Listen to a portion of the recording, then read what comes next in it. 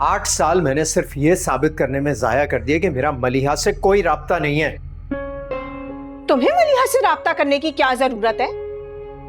वो तो हर वक्त ऐसे ही तुम्हारे साथ मौजूद रहती है।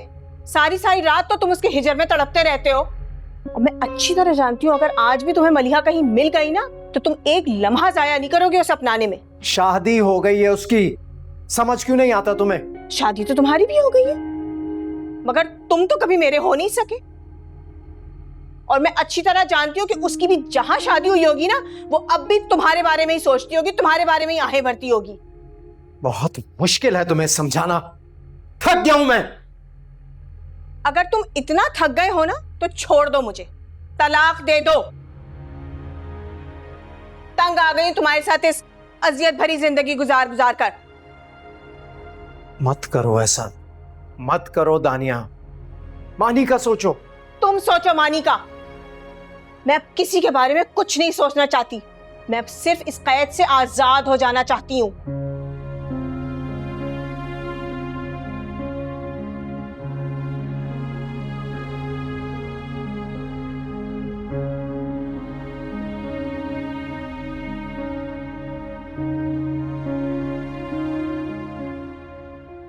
एहसान, घर बसाने के लिए बहुत कुछ बर्दाश्त करना पड़ता है। कर तो रहा हूं अम्मी, उसे भी तो समझाए। मेरा नहीं तो कम से कम मानी का ही ख्याल कर ले। तुम लोग को इस मासूम के बारे में सोचना होगा। आप मुझे मेरा जुर्म तो बताएं। आपके कहने पर मैंने दानिया से शादी की। 9 सालों से अपना हर फर्ज तो निभा रहा हूं मैं। लेकिन ये जो आसेब तुम्हारी रूह से चिमटी हुई, खुद को उससे रिहा करो। ये सिर्फ वहम है दानिया का। वो कहती है रातों में पहरों जागते हो तुम अपनी नाकाम मोहब्बत के सोग में। कोई औरत ही बर्दाश्त नहीं कर सकेगी कि उसका शौहर उसके पास होते हुए भी किसी और के ख्यालों में जकड़ा रहे। मैं तुम्हारा टूटता हुआ घर नहीं देख सकती।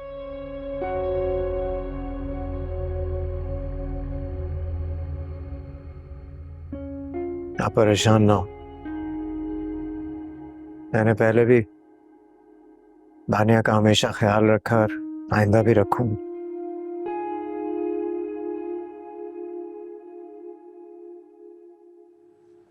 मुझे अब तुम्हारी किसी कोशिश की कोई जरूरत नहीं है। और बेहतर है कि तुम अपने आप को इस खुशफहमी से भी निकाल लो कि तुम मुझे खुश रखने की कोशिश कर रहे हो। इतने सालों से जिस तरह मैंने तुम्हारे साथ गुजारा किया है, ये मैं ही जानती हूँ। बस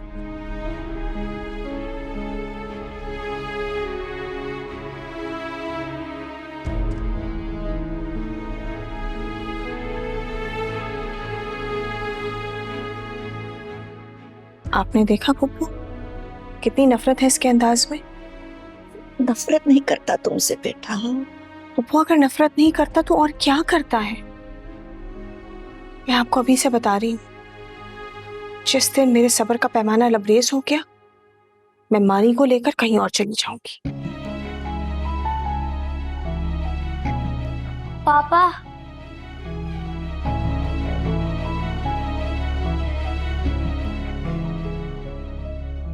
होमवर्क किया मेरे बेटे ने? अच्छा मैं कराऊंगा तुम्हें होमवर्क। पापा मुझे आपको और दादू को छोड़कर कहीं नहीं जाना।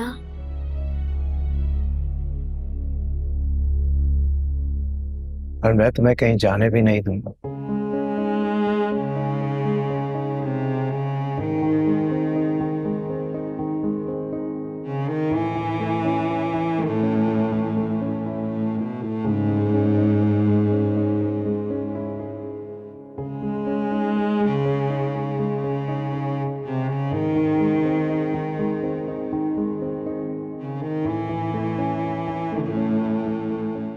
मानी, मानी,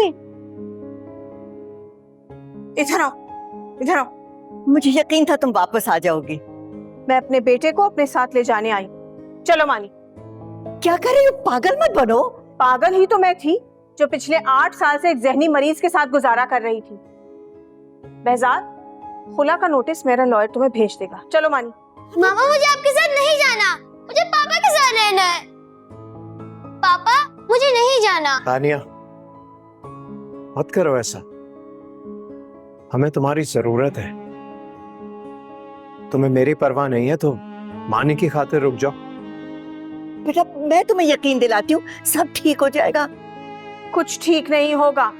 पिछले 8 सालों से मैं सब कुछ ठीक करने की कोशिश कर रही हूँ। अब मेरा सब्र का पैमाना लबरेज हो गया। अब फैजाद, तुम्हें मेरी कोई जरूरत नहीं है। तुम्हें मेरी कभी भी जरूरत नहीं थी। तुम्हें हमेशा से उस औरत की जरूरत थी जो तुम्हारी मोहब्बत को तुम्हारे मुंह पे मारकर चली गई। तुम जानती हो, बहुत समझदार थी वो। उसे तुम्हारे बारे में बहुत पहले अंदाजा हो गया था कि तुम्हारे साथ रहना किसी सजा से कम नहीं। तो ठीक है, तुम्हारा जो जी चाहता है करो। मैं अब तुम्हें इस रिश्ते को निभाने के लिए मजबूर नहीं करूंगा। उसके नाखून लो। तुम दोनों इतने बेहिस हो जाओगे तो उस बच्चे का क्या बनेगा? मैं मानी को कभी खुद से दूर नहीं जाने दूंगा। अम्मी चलो मानी। मानी, चलो मेरे साथ, चलो। नहीं मम्मा, मुझे आपके साथ नहीं जाना, मुझे पापा के साथ रहना है। नहीं।